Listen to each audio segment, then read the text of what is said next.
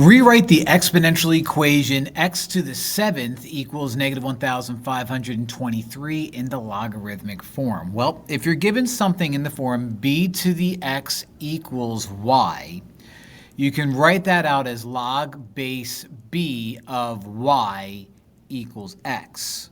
So I know the letters are kind of iffy, but in this case, x would be your b, 7 would be your x, and negative 1,523 would be your y. So we would replace b with x, so log base x.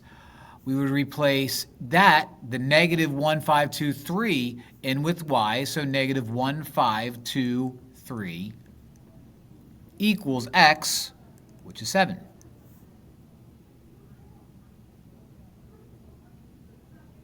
That's going to give you a.